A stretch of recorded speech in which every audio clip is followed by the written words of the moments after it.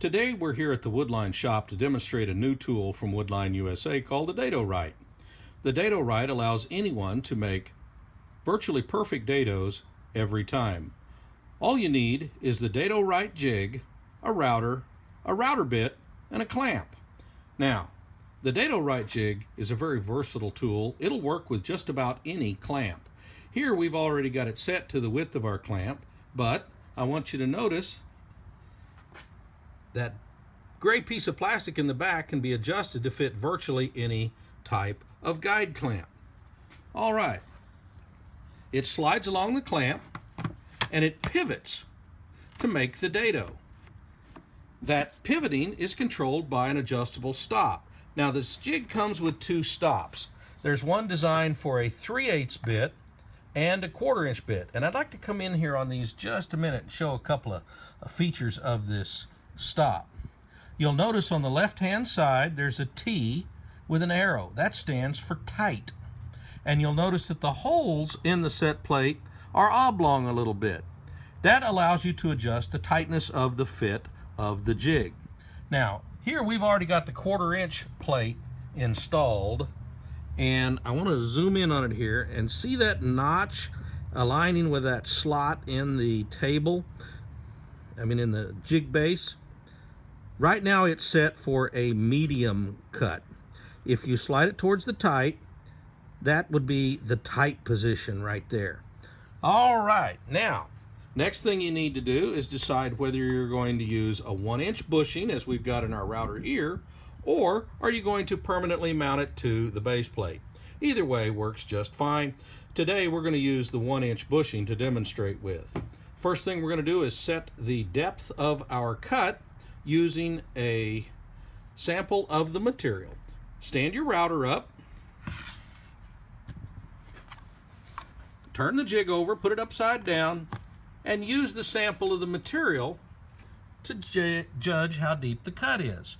Now most dados aren't cut very deep, usually only about 1/8 inch or less. If you need it deeper, make it in multiple passes with the router increasing depth each time.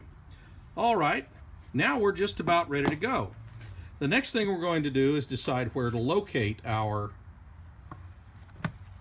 dado, and here we've already marked a line.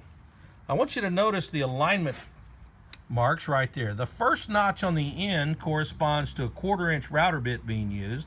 The second notch to a 3/8 inch router bit being used. We've already got it set, and that represents the left hand side viewed from the operator position of the dado. Notice that the jig pivots back and forth to produce the dado. We're going to limit the amount of pivoting. Now we're going to set it for width by taking a scrap of the material, placing it in, adjusting it left to right for tightness, and here we've got it set. I'm going to come around and zoom in on it here a little bit. We've got it set not super tight, just about a medium fit. Okay, now we're ready to go. That's all it takes to set up the DadoRight jig. You pull it off the edge of the material. It's very important to start back at the edge of the material.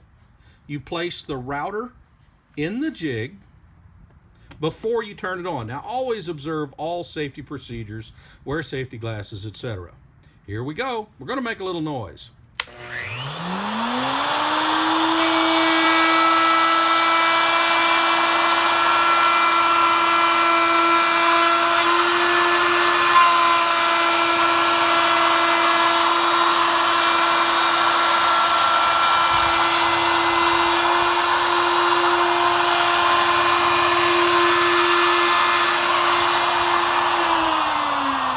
No matter how many passes you have to make, the dado is limited and will make a perfect dado virtually every time.